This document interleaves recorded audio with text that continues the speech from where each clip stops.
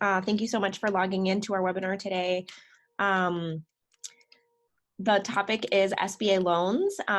So we are really excited to welcome Jason Mueller here from the SBDC to talk through his content today. He will be sharing his screen in just a minute, so no worries about not being able to see right now. We'll get that up in just a moment.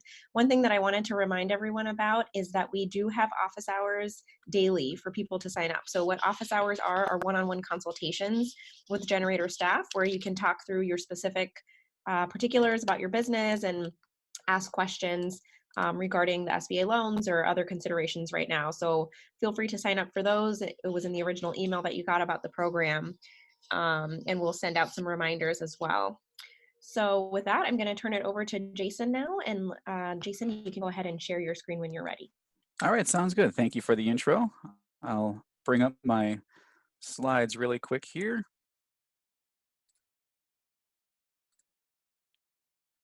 Okay.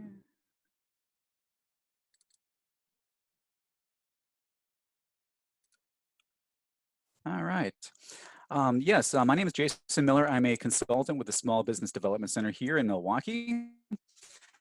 I'm here to talk about some of the assistance programs put out by the SBA, a little bit of the consulting services that we provide. The Small Business Development Center, we are celebrating our 40th year in existence. We are funded by the Small Business Administration. We also receive matching funding at the state level through UW system. There are 13 locations of SBDC here in the state. We offer no-cost business consulting because we receive funding externally. We provide consulting services for business owners at no cost. We don't have to charge for services, which is very nice right now. So what we typically cover in consulting is everything from marketing plans to access to capital, startup planning, business planning, lots of things. Right now with the economic disaster going on, we're serving a lot of business owners with help with using the portal, help compiling documents for some of these loan programs. The Milwaukee Center typically serves Milwaukee, Ozaukee, and Washington counties, although we can work with other businesses from different areas as well upon request. So the main thing I really want to stress, we're here to help through what's going on. There's a lot of questions with how programs are rolling out. There's a lot of questions about how to use certain portals and what options are available. The consultants and the directors across the state are sitting on several webinars, having meetings, having phone conversations with different organizations on funding options. You know, every business is different. We work with folks that are single member LLCs all the way up to, you know, they might have 100, 200 employees in whatever type of industry. So there's a very broad type of business profile that we work with. We really try to figure out what the best solution is. There is a really good site that the state office put together, this Wisconsin SBDC.org/disaster loans. It's updated regularly, so there's a lot of information, FAQs, as well as any updates that come to programs. We try to update that as well. The main program I was going to talk about is the Economic Impact Disaster Loan. The SBA does have a specific site that you can go to apply, disasterloan.sba.gov. I'll be going through a little bit of the updated portal on what that looks like and how you can apply on there. So the SBA has a lot of different programs for assisting small businesses. One category of assistance they offer is disaster loans. So most times it's usually a flood or tornado or some type of physical damage. There is a category for economic impact, which is how this disaster loan program is put together. So it's essentially designed to keep the business open. There's a lot of question about how to keep you know, a business sustainable through the next coming months with reduced traffic in the stores, reduced traffic in you know, the cities. So ideally, this economic impact disaster loan is designed to keep the doors open, help with payroll, help with accounts payable. And I will say that the program has changed a little bit they keep making improvements to it. When the CARES Act passed on Friday, they added a $10,000 advance portion of this. So that's kind of cool. I'll go through that later. So how do you apply for it? There is an online portal at the SBA's website. It's kind of a four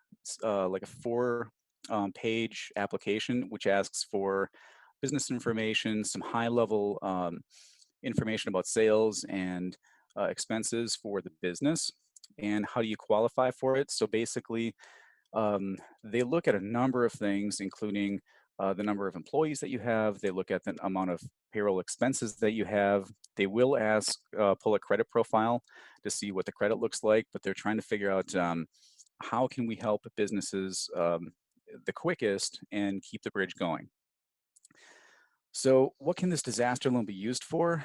The main things that they're trying to allow this to be assistance for is payroll. That's the big one. Let's keep our employees paid. Let's keep people able to buy what they need. The other things you can use it for are things like utilities. You could use it for rent. You can use it for other accounts payable that you need to do. So really just trying to keep the economy going here. The rates for these disaster loans, if you're a small business, the rate is 3.75%. If you're a nonprofit, which the SBA opened this up for, it's 2.75. This is interesting because 501c3s and C6s can apply for this as well. So it's kind of nice to see that some of the nonprofit organizations have an outlet to keep operations running. So the business can start paying back the loan. There is a deferment on that, so it's not like you have to start paying right when you're approved. So I believe the SBA administrator said that payments are deferred through 2020, which is kind of nice. So what banks are authorized? So this program, the Economic Impact Disaster Loan, goes through the SBA directly. So you apply on their portal. There is a processing center that is handling all of these requests. So it's all going through the Small Business Administration. When we were putting together some of this information, the CARES Act had just passed. The cool thing is there's another program out that is a little separate from this that the banks can go through. I'm going to hit that a little bit at the end of the presentation. Businesses can apply to $2 million in this program. I believe most won't need $2 million, but it's nice to see that the limit goes up to $2 million. So that should help with varying size businesses. The turnaround time was projected about 3 weeks for these applications. I will make an update to this. There was a $10,000 forgivable portion of this disaster loan that was just rolled out with the CARES Act on Friday. So this $10,000 piece was supposed to be turned around in 3 days. When I go through the application forms, I'll show you where this looks like. But ideally, this is supposed to open the channel from the SBA to the business in a much quicker fashion to start receiving some funds to provide some relief. The total disaster loan process time was estimated at about 3 weeks. I still haven't figured out or heard what that is, if it's quicker or what that looks like right now, but we're still in contact with the SBA. So how is the amount determined? The rule of thumb they're going off is they're trying to look at 2.5 times monthly payroll. So if your organization has a number of employees and you spend $10,000 on payroll, I'm just making up numbers here because the math is easier. 2.5 times that would be $25,000 of 10,000. So this is ideally to bridge 2.5 months to get through some of this stay-at-home period. So how can I use the loan fund? Let me skip down to that one because that's important. The things that you can use this for are, number one is payroll. I'm going to keep emphasizing that.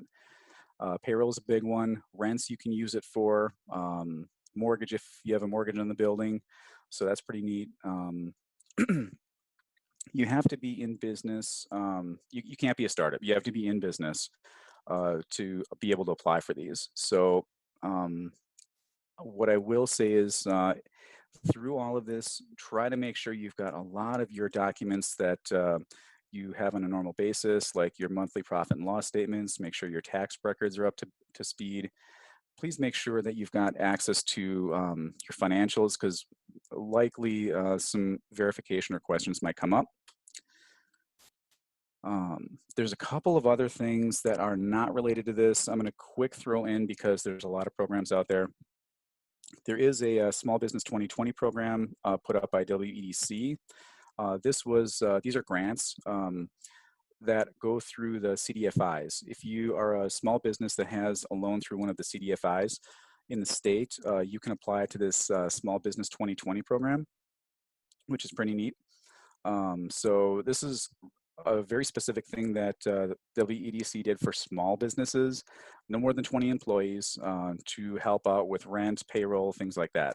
And since these are grants, that is forgivable. Another program that's in the state, it's another side program I'm going to go through really quick, is the Kiva loan.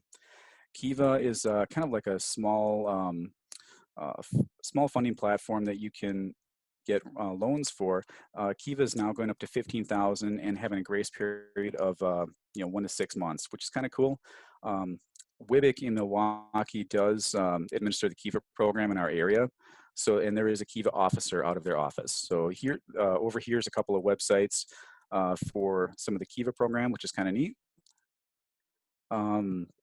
Again, the state office put together this COVID-19 disaster loan website. It's updated almost on a daily basis, given how fast things are changing. So there's a lot of resources there. WisconsinSBDC.org.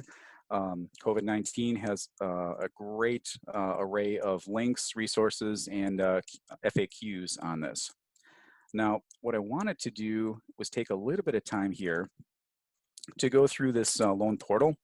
So if you go to the Small Business Administration's website, just SBA.gov, right at the top, there's going to be a yellow banner that has resources and the application portal to apply for the disaster loan. It's right at the top. It's yellow bar. You can't miss it. There's this online application that has been streamlined to go a lot quicker. So if you, last week, were on the SBA's website, saw a different format, nope, you're not imagining it. They did change it. It's updated. It's a lot easier to use. And there's one change with this $10,000 forgivable piece, which I will get to towards the end of this. If you are going to apply for this loan, you have to first do the eligibility page. It's 4 steps. So most businesses are going to either fall into one of these 2 categories: a business that has not more than 500 employees, or if you are an individual, maybe like a single member, sole proprietorship, you'd probably check one of these 2 boxes. There are some other types of organizations that can apply as well, but for the small business folks, the most 2 common are going to be these first 2. The next thing they're going to ask, there's a few guidelines you have to follow. You can't be engaged in illegal activities, and you can't be delinquent on child support. So that's another thing that they're trying to make sure that is caught up on. The other thing that comes up, agricultural or farms are not eligible under this program. The USDA might have some other relief programs. You should, if you're in the ag industry or have a farm, you should look at the USDA to see what programs that they're running. A few other things: not gambling business, you're not a lobbyist, nor are you a member of Congress. If you can check all the boxes, then you can proceed to the next one. So after you pass that page, the second page is just going to be your business information. What is the name? What is the trade name of your business? Make sure you've got the tax ID number for your business. Make sure you have the date that you started the business. If you can look up your articles of incorporation, this organization type just asks you, are you LLC? Are you a C Corp? What entity are you? Now, at a very high level, they're going to ask you, what are your revenues for the last 12 months prior to this disaster? And then what were the cost of goods? We're also telling people to put expenses in here to figure out kind of how is the business operating. Basically, are we profitable? Now, another thing that might come up in this disaster loan application is if you receive either rents or other income like that from the business. For example, I've got a client that has a beauty business, and she rents out chairs and training rooms to some other independent contractors. She's losing the rents in the business, so she is also able to put down the lost income here. If you are a nonprofit, you can put the operating costs in this part of it. Scrolling down, you just have to put the business address for the location. If you have multiple locations, put down the main office or the main location of the business, and then the contact information. The other thing is if there are multiple members in the business, you can put them down as well. So on the third section of the application, it's all the individual owner information. The other thing to note, if you have a business that's owned by another business, there is another layer of to that application that you have to do. You just have to make sure all of the owners are accounted for, and all of the other businesses that are owned by that organization are accounted for. Okay. And then the last page of this new application, this is where biggest change was. There's just a few other things to make sure that you're not like under investigation or some other things like that. But for some folks, they might have their accountant or an attorney be doing some of the paperwork for them.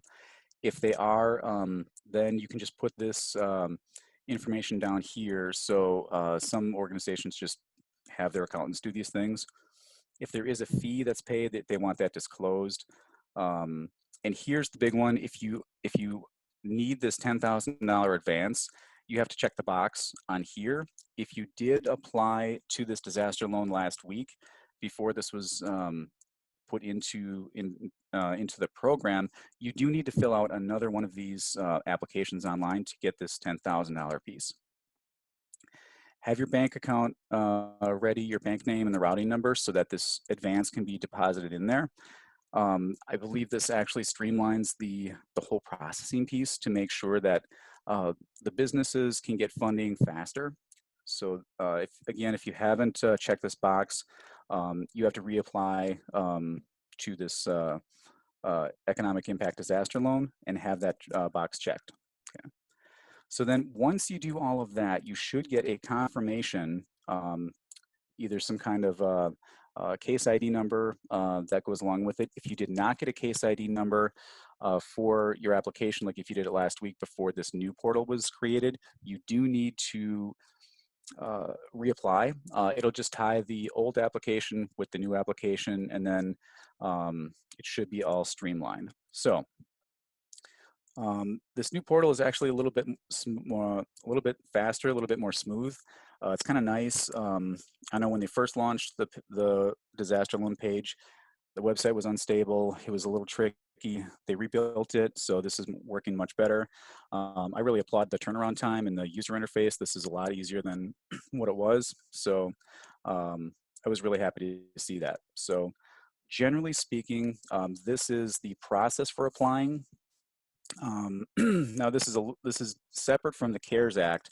There is a piece of the CARES Act I want to talk about quickly. There's the Paycheck Protection Program, the PPP. It's a different program. This one actually goes through the banks. So I wanted to make everybody aware of that. So it's up to 10 million with an interest rate no higher than 4% for small businesses. And this is really to be, again, using for payroll. If you do the right plan, this can essentially be a grant because some of that portion can be forgiven under the Payroll Protection Program. So this one goes through the banks. You apply through a lender that can do SBA underwriting. So the SBA does back 100% of these PPP loans, which is very helpful. takes a bit of the risk away from the bank, so that's kind of nice. It's separate but complementary to the economic impact disaster loans. So there's a lot of information out there. There's a lot of programs out there, a lot of support. It's a interesting time right now. But again, there's a lot of folks out there in lending and the SBA that are really trying to do what they can to help out. So that is that's really most of the information I have right there. I'd like to turn it over for some questions right now. I'm going to stop the share and turn that back over. So let's turn it over to some questions.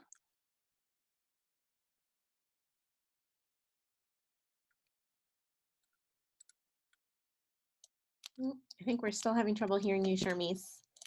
So maybe Joe and I can do the questions on this one. Okay. Let's see. Thank you so much, Jason. That was really, really informative. Just looking through the question box and kind of starting from the top, people are wondering if they can do both the emergency disaster loan and the paycheck protection plan. Okay, great question. I'm still sorting through the details on that. I don't have the definitive answer on that. I know so the EIDL program came out first. The PPP just came out and is being clarified now. I was trying to get some information from the bankers yesterday. I couldn't obtain it just yet. It's not, I just couldn't get the guidance on it just yet.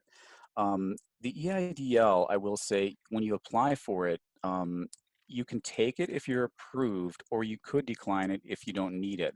Like, for example, I had one client call where the PPP was more advantageous, but he was doing the application for EIDL just in case, something didn't go through. But I can't answer that one definitively yet because I didn't get the guidance. Mm-hmm. Okay, so a few people had asked the More question. to come. Yes, a few people had asked the question of whether they could do both. So hopefully that, lets people know at least how specific we are. People are also asking, so are we going to do a seminar on the PPP program? That's a really great question. We actually just talked to a banker this morning who said that, he doesn't have any more information right now either. So this is really all that's there, and it really just highlights how fast everything is working.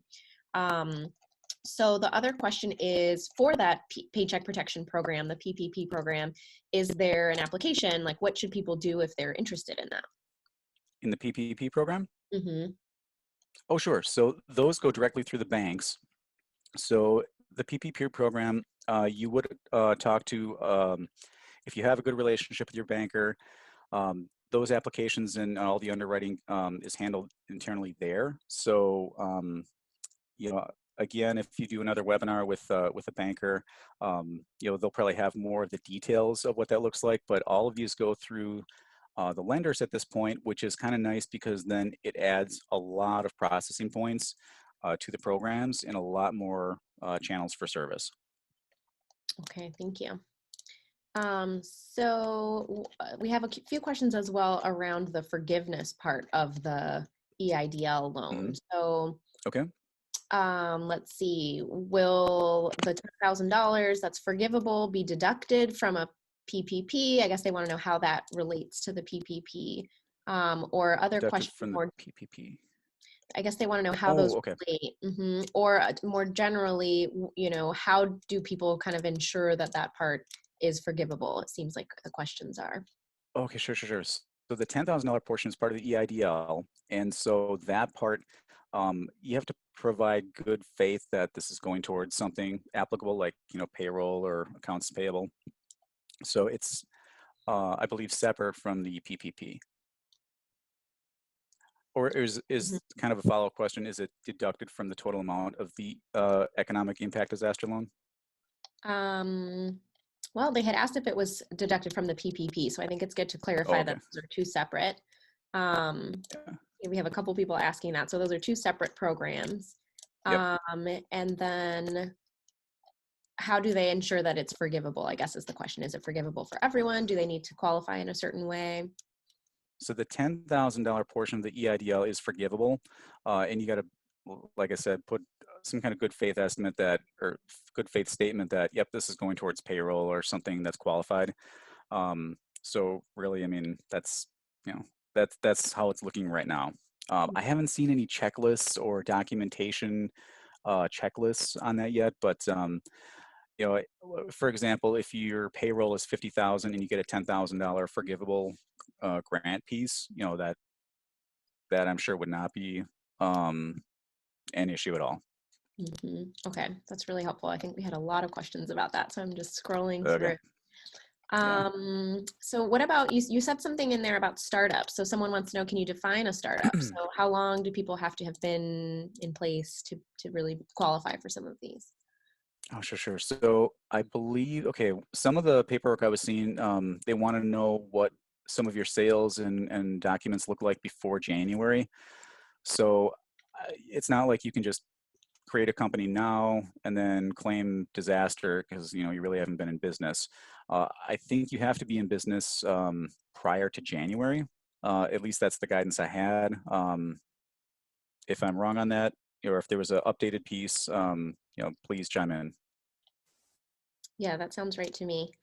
Yeah, the Okay. other thing, there's a lot of updates that are coming out. So even 2 days ago, what I had put together for this is out the window. So there's a lot of things changing Right. fast and often. So yes, there could be more guidance this afternoon. So I think kind of relating to that same question, if a company's pre-revenue, so maybe they've been in operation for a while, but they're pre-revenue, would you still recommend they apply? Let's see, they've been in operation, but pre-revenue, you mean like maybe they got the loan to start and then they had to shut the doors right away? Yeah, or maybe they've kind of been working on getting their products ready, but haven't made some sales yet. I don't know what that would look like for qualifying in this program. Because they're going to ask for the last 12 months of revenue. And if you're at zero, I don't know what that looks like. I mean, you could certainly apply. And if the case, you know, maybe there's an aspect of the case like we've been paying people for 12 months to get this thing launched and now we can't launch it. I'm not sure. You could always apply and try, but I'm not sure of a situation where that would look like that. Okay. Good question. Good question, though. Um, let's see. So looking through the questions again, there are a lot of questions on the board. What about nonprofits? So if they're not owned by anyone, how would they answer those ownership questions in the EIDL application? Oh, good question. So, okay, so 501c3 not owned by anyone. I believe you would either put some nonprofits might have an officer that or an employee that is doing the paperwork on behalf of the nonprofit, or maybe the CEO or you know I'm sorry, the executive director of the nonprofit might put themselves down on that. You're not really owned by anyone, but you know the member that is applying on behalf of the nonprofit would just put themselves down. Okay.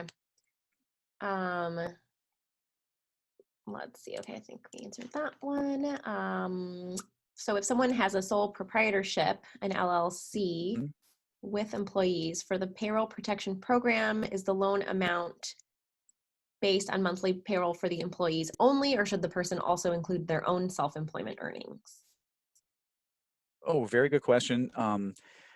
You should include your own. Now, I believe you have to omit salaries over $100,000, but under that, you can include that. And the other thing, I just got clarification yesterday, if you are a you know, maybe like a single owner LLC that pays themselves through owner's draws, those owner's draws, even though it's not like a monthly salary, those owner's draws count as income for this. So you have to calculate out what your average or total owner's draws are to figure out the payroll piece. Okay, thank you. Let's see. So if somebody said they're asking a question about qualifying as a small business. Okay. So let me see, they clicked through and it said that they did qualify because of low revenue. So they checked that box instead of the employer with under 500 employees. Is that the way they should have gone? Wait, so low revenues. Not sure I understand the situation. So is this a single member LLC, or is this like I'm not sure. Sure. So I guess it's throughout in the application process when you have to select whether you're a small business, are there different options there that people can select from? Oh, let me pull up that piece right there. So one option is if you're a business with not more than 500 employees, and that could be LLC, C Corp, whatever designation that is. It could be a nonprofit with a certain number of employees. It could also be an individual like a sole proprietor that just contracts out. That still qualifies. So it's hard to say. I mean, there's a few exclusions like ag businesses or those that engage in more than 30% gambling, but I mean, the exclusions are a little small there. Okay. So what about thinking of the forgiveness? Does that impact credit? Does the forgiveness of the loan, does that, let me see. So you're not, I'm sorry, I'm just navigating through the questions. Okay. Let's do the first one. Does it impact your credit? So that forgiveness piece should not impact your credit because that's kind of like, taken off of what you owe. So the forgiveness piece I know does not impact credit. Yeah, that was a very, very good question though. Okay. Are personal guarantees required for the EIDL? If it's, okay, so the guideline I had seen was under 25,000, there was no collateral required. If it's over, I think there is some kind of guarantee needed though. Okay. Can credit unions do the Paycheck Protection Program? Can credit unions, if they can process 70 loans, they should be able to do it. Okay. Okay, so let's say you receive this 10K forgivable grant, but then you need to close your Okay. business later. Would you be responsible to pay that back? Good question. I don't know the exact answer to that because I think it would depend on the timeline of events. If you received this, you used it for payroll, and then like 6 months later had to close the business, that would be one scenario. If you got the advance and then closed your business the next day, that might raise some eyebrows. I think it would kind of depend on, did you use the forgivable portion for what it was for? It kind of depends on the scenario. Okay. Let's see. Oh, what if someone is like they've already applied, but they kind of want to check their status? Is that something that they're able to do? So there's two ways to get a status update, and it's not easy. There's an 800 number on the SBA's website that you can call, which goes to the call center that processes everything. And the other is you can email the SBA directly. Given the sheer volume, I mean, I heard it's a pretty long response time. So, I mean, you got to be patient on that one. SBDCs and other SBA officers locally do not have access to these accounts, so we can't look up these things. Unfortunately, due to privacy, security, they want to minimize the number of people that have access to financial stuff, which makes sense. So locally, we can't confirm or follow up on status of anything. Okay, got it. Yeah, I've heard the same things about the long wait time. Somebody who called in yesterday or the day before had an 8-hour wait time. So I would say hold off on calling in. Yeah, my guy yesterday said he was number 181 in queue. So, yeah. So is that forgivable cash advance considered taxable income? Is it considered taxable income? I don't know. I'm not a CPA, so I'm not as up on the tax laws and everything. I couldn't definitively answer that. I could roll the dice and give you what I think, but that's not accurate. Sorry. Sure. Yeah. No, that's okay. Very good question, though. Yeah, there's a lot of great questions in here. Let's see. So we have some questions on cost of goods. So somebody said that they didn't enter their cost of goods. Should they reapply? Somebody else wants to know, Can you expand on the option to enter all of your expenses in the cost of goods number? So maybe just more information on that. Good question. Okay, so if you didn't put any cost of goods, should you reapply? Um, Good question. If there's amendment to be made, like I know, for example, especially with that 10,000 piece that just rolled out, they put the option in the application on Monday. They're telling people reapply if something wasn't in there.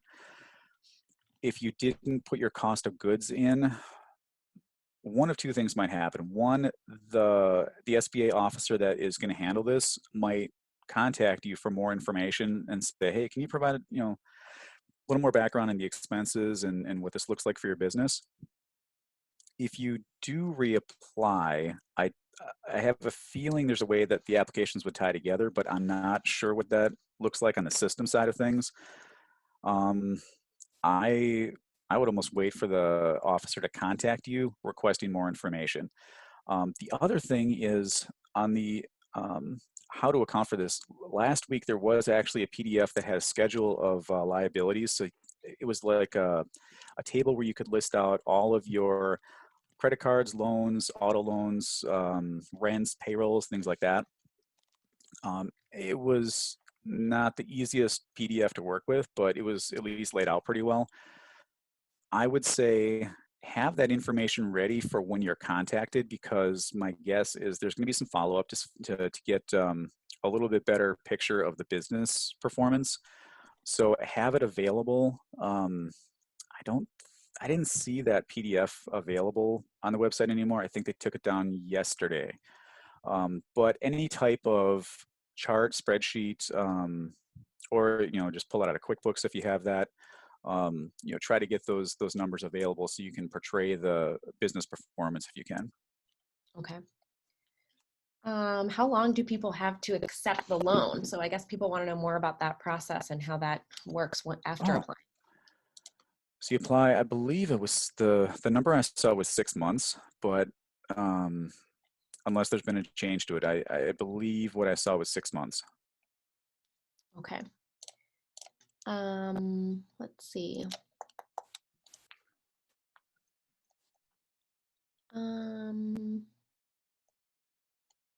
What about people who are seasonal? So they're asking, do they need to have their employees go off of unemployment?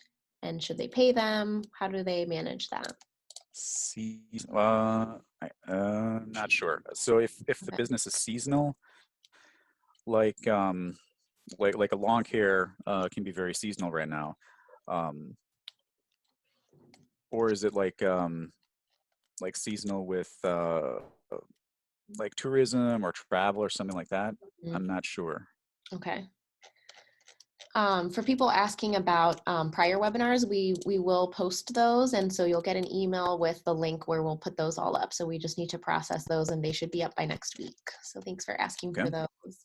Um, is an employer or owner considered an employee under an LLC? Oh, good question. So if you are the owner of the LLC, and you're not paying yourself salary, but you're taking owner's draws, um, definitely consider that part of payroll. That that is part of this economic disaster loan piece. Yeah. Okay. Um, let's see. Oh, what about businesses that don't have employees but have part-time contractors? Are they still able to apply for the SBA loan and the PPP? Okay, so you should be able to apply for the economic disaster loan for sure, because if your company is suffering a decline in work contracts due to COVID-19, that definitely qualifies. Now, this like the subcontractor type thing, I think that would go under expenses. So when you're asked, what are your operating expenses, I think you would put that under there. If they're independent contractors, I don't know if that goes under payroll, actually. That's a good question. Okay, I'm going to look that one up. thanks.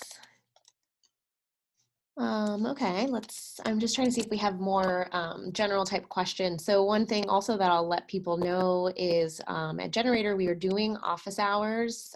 This again would have been in the original email that you got for the program, but I'm also, one of us will type the website into the chat box so that everyone can have that, but we'll also send it in a follow-up email. And what these office hours are one-on-one consultations where we'll sit with each business owner virtually. And this is where you can ask really specific questions about your company and the situation that you're facing. And then we'll kind of walk through some of the specifics. So that's why I'm going through the questions and trying to ask the ones that seem like they'll apply to more than one person, but we'd be happy to talk to you at another time. Let's see. So if someone's looking into some of these, like the PPP program, do we have any information on if credit unions are options or is it just banks? Good question. I think if you can, if the institution can process a 7A SBA loan, they should be able to do that. So if the credit union has, someone that can do the paperwork, I believe that will work. Okay. And then if your bank isn't currently offering the PPP, are you able to go to a new bank? Like, how do you manage that if your bank isn't doing this yet? If your bank's not doing it yet, I mean, you could go to another lender, yes. Okay. And how would they choose that? Would they just kind of just do some research and poke around? Recommendations. If there's a good recommendation saying, hey, this bank does really well with these, type of businesses, or hey, I really love the service from this individual, by all means, follow up on that. Okay. Are there specific expenses that people should exclude from their cost of goods, or should they include everything? Exclude from cost of goods.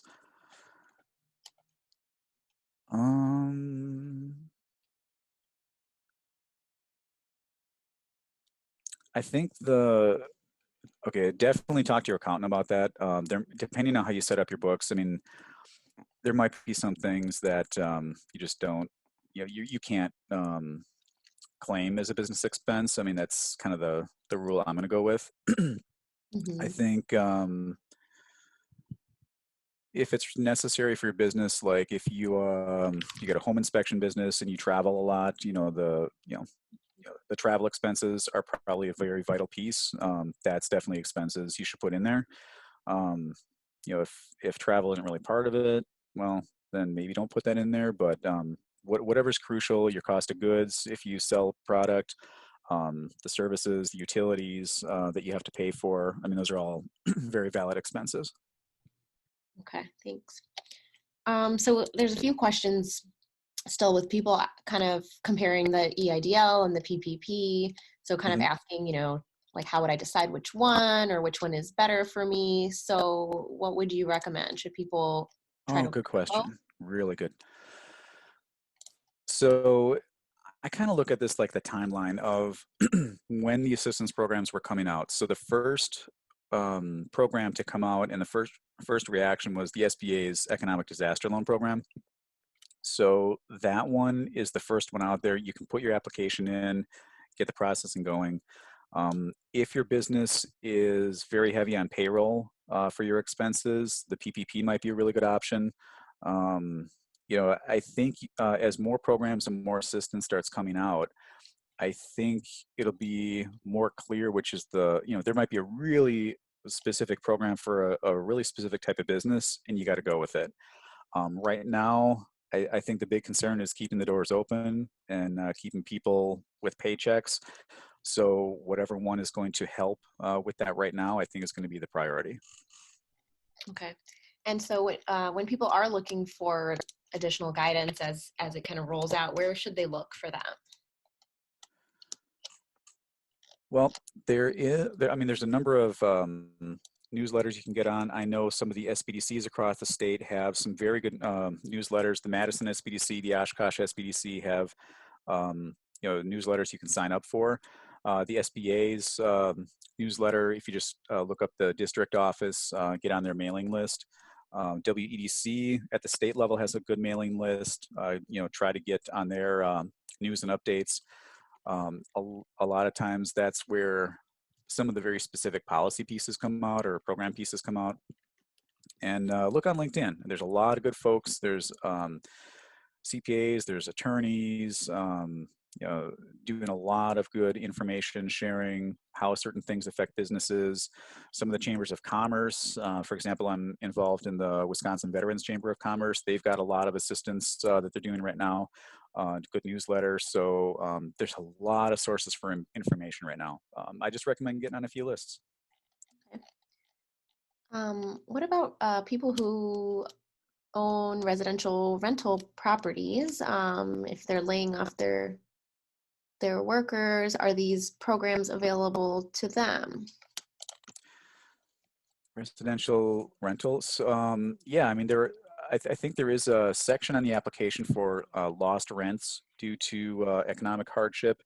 I did chat with a gentleman the other day that he had to calculate how much rent he could lose before he was in, what level of trouble. And it's a sad reality, but yes, I know there's definitely some assistance available there.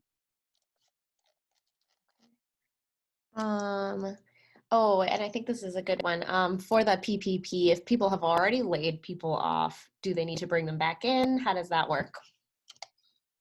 That's an interesting scenario. I don't have the answer to that. I think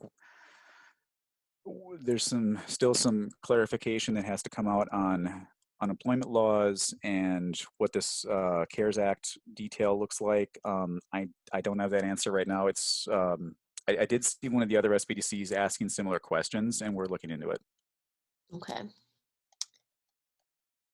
I think this might be along similar lines. So with regards to the EIDL, can you apply for that if you've temporarily closed your business due to COVID-19? If you temporarily, you mean like a restaurant maybe shutting down and not able to serve, or? Mhm. Yeah, I think so. Yes, yes. If it's a scenario like that, absolutely. If hey, or like a beauty type business, I had to close the doors. Definitely able to apply for this. Okay. Let's see. Oh, okay. So here's a follow-up, I think, to our question about startups. So reporting revenue and expenses is to assess if a company is profitable. Startups Okay. in their first year don't always show a profit, but are still operational. Will that hurt Mhm. their chances for funding? I don't know if it will hurt their chances for funding. However, if they have enough cash or sales to kind of sustain getting through, they might not be profitable, but they're still in operation. And if they've got employees, they got to pay them. I still think they can apply to this disaster loan program. Um, so yeah, I say give it a shot. Okay. All right, we have a few questions still in here, so I'm just looking through those. Can a sole proprietor apply to the EIDL if their revenue has temporarily disappeared? Can a sole proprietor apply? Yes. If you're a sole proprietor and you are experiencing a loss of income due to the change in economic conditions, or maybe your business just can't operate based on the stay-at-home orders, then yes, sole proprietors can definitely apply for this. Okay. If someone feels like they made a mistake, this might be related to what you said earlier about calling in, but if you feel like you made a mistake, what's your best bet? Should you do the application over again? I Should guess you it might wait? depend on the degree of mistake. Like if you said your business was a $10,000 business and it's like $1 million business, you might want to just reapply. Mhm. Or if you have 46 employees and you accidentally type 4 employees, you might want to reapply. But if it's a big mistake, I just reapply and see if they can um, reconcile the two applications. Okay. Does interest accrue during the payment deferral period? I don't know the exact answer on that. That's a good one. I don't have that answer. Okay. Um, so somebody is confused about the PPP sample form. It asks, excuse me, it asks for monthly payroll times 2.5, which would Hmm. equal the amount you're requesting. How do you account for things like rent and utilities? Or does it? Well, if it's just asking for the payroll, then you just include that portion of it. But I haven't had a I haven't had an answer from a banker yet because they were still trying to get the forms ready and everything. So um, I I don't know how that form is going to look yet. Okay. Um, Although I really want to. more to come, more info to come. Oh yeah. For the PPP, what if you don't have enough work to keep people employed? Or do you wait until the business turns profitable and then use the PPP money? Good question. With unemployment laws, I don't know what the best way to do that is. That was one of the questions one of the SBDCs was trying to dig into, and I did not get the follow up on that yet. But that's a very real scenario where you know what's going to benefit the employees the most. You know, being able to supplement some of the income, or yeah. I don't think you have to wait till you're profitable to apply for anything, but there's definitely some ways you could go with this. Okay. If your business is in a strong cash position, but it was mandated that you close, would you still be eligible for the PPP? If if it's impacting your employees, yes, you can still apply for the PPP. You know, if you've got a great cash position, that's a very fortunate situation to be in. If you've got not so great one, I mean, that's not as nice, but in either case, you can apply for PPP. Okay. If you apply for the EIDL, how long do you have before you have to advance the funds is the question that I see here. Before you have to advance the funds, you mean for for the employees? I'm not sure what the person meant. But do you have a sense of like when would you get that money and when Oh, anything like that? uh, I don't have a sense. The prediction I was hearing was 3 week turnaround. I don't know if it's 3 weeks, 4 weeks, 2 weeks. I'm not sure what the turnaround time is yet. Okay. Um, mm, mm, mm.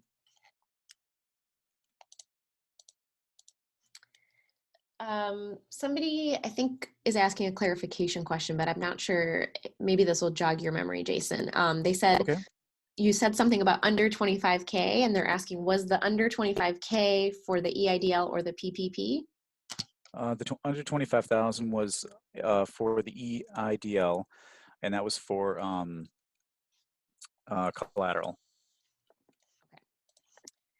Somebody asks, can you use cash basis financials or do you have to accrue your financials?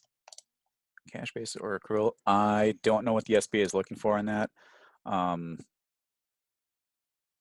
yeah, I'm not sure what those loan officers are looking for. Okay. Um, you know, they've got a set of criteria, which includes credit score and expenses and all that fun stuff. They haven't they haven't really shared it. I think it's proprietary for some. I think that's the Mm, definition they okay. said. So I'm not sure. Okay. And I think you might have touched on this, but if a business is not considered non-essential and so they were mandated to shut down, then are they still able to apply for the Paycheck Protection Program? I believe so, and really, I think that's the type of business that would benefit the most. So, um, you know, if you can't have the doors open right now and you can't generate your level of income, definitely that resource is available. Okay, great.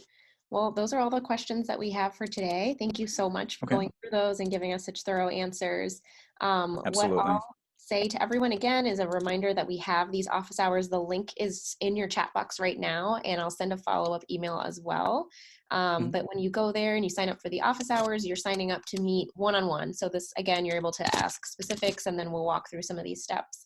Again, I want to thank Jason so much for going through the SBA loan in particular, and then the PPP program as well. So thank you so much for that. Happy And to help. yes, and oh, I see somebody has has raised their hand. Donna, if you could just type your question in, since we have a couple more minutes, if you would just type it into the box, the Q&A box, we can go ahead and address that.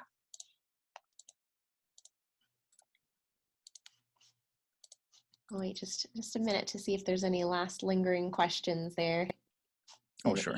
Andy as well, if you have a question you want to type into the Q&A box, I'd be happy to. Although I have raised my hand by accident before, so maybe it's that. Oh. Okay, well, people are saying thank you to you, so maybe we're good with Sure. questions for now. Thank you so much again, and thank you everyone for logging in. We look forward to seeing you again tomorrow when we're doing our webinar on HR considerations. Thanks, everyone. Thanks for having me.